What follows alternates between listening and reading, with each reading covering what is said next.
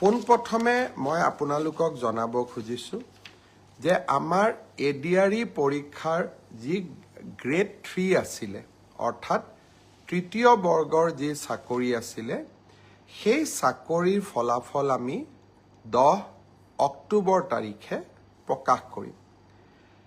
এডিআৰইৰ চতুৰ্থ শ্ৰেণীৰ যি পৰীক্ষা আছিলে প্ৰায় 5000 পদ আছিলে এই পৰীক্ষাৰ ফলাফল আমি 15 অক্টোবৰ তাৰিখে ঘোষণা কৰিম। স্বাস্থ্য বিভাগৰ বিভিন্ন পৰীক্ষাৰ ফলাফল নন টেকনিক্যাল টেকনিক্যাল স্বাস্থ্য বিভাগৰ আটাইবোৰ পৰীক্ষাৰ ফলাফল আমি 12 অক্টোবৰ তাৰিখৰ আগতে ঘোষণা কৰিম।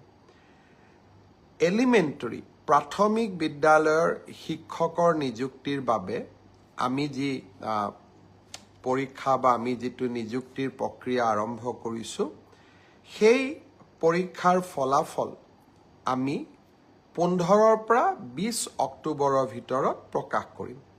তাৰ কাৰণ প্ৰাথমিক বিদ্যালয়ৰ শিক্ষক শিক্ষয়িত্ৰীৰ পৰীক্ষাৰ ফলাফল ঘোষণা কৰাৰ আগতে আমি গ্ৰেজুৱেট টিচাৰ আৰু পোষ্ট গ্ৰেজুৱেট টিচাৰৰ ৰিজাল্ট ঘোষণা কৰিব খুজিছোঁ যাতে অভাৰলেপিং নহয়, অৰ্থাৎ প্ৰাথমিক বিদ্যালয়ৰ শিক্ষকৰ পদ নিৰ্বাচিত গ্ৰেজুৱেট টিচাৰ বা পোষ্ট গ্ৰেজুৱেট টিচাৰসকলে দখল কৰিব নোৱাৰে আৰু আমাৰ যুৱক যুৱতীসকল যাতে বঞ্চিত নহয়। গ্ৰেজুৱেট টিচাৰ আৰু পোষ্ট গ্ৰেজুৱেট টিচাৰৰ পৰীক্ষাৰ ফলাফল আমি 15 অক্টোবৰ তাৰিখে ঘোষণা কৰিম। অৰ্থাৎ এই গোটেই পৰীক্ষাৰ ফলাফলসমূহ আমি 20 অক্টোবৰ তাৰিখৰ আগতে আমি ঘোষণা কৰিবলৈ সক্ষম হ'ম। আপোনালোকে এতিয়া সুধিব যে পুলিচৰ পৰীক্ষাৰ ফলাফল আমি কেতিয়া দিম।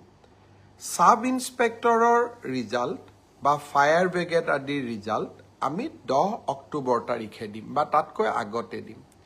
কিন্তু AB আৰু UB কনিষ্টবলৰ ৰিজাল্ট দিয়াৰ ক্ষেত্ৰত গুৱাহাটী উচ্চ ন্যায়ালয়ে এটা আমাক সাময়িকভাৱে বাধা আৰোপ কৰিছে।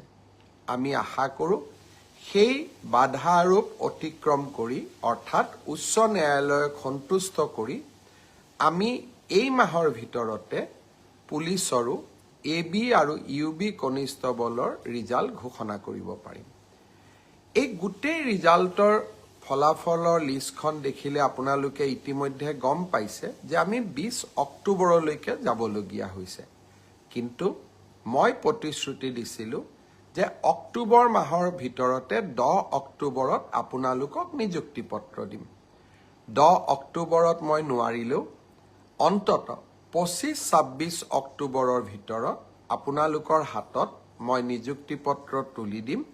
কাৰণ পৰীক্ষাৰ ফলাফল ঘোষণা কৰাৰ পিছতো আমি বিভাগলৈকে কাক কোন বিভাগত দিম ৰেণ্ডমাইজেশ্যন কৰিব লাগে আৰু তাৰ পিছত বিভাগসমূহেও আপোনালোকৰ পোষ্টিং অৰ্ডাৰ উলিয়াব লাগে।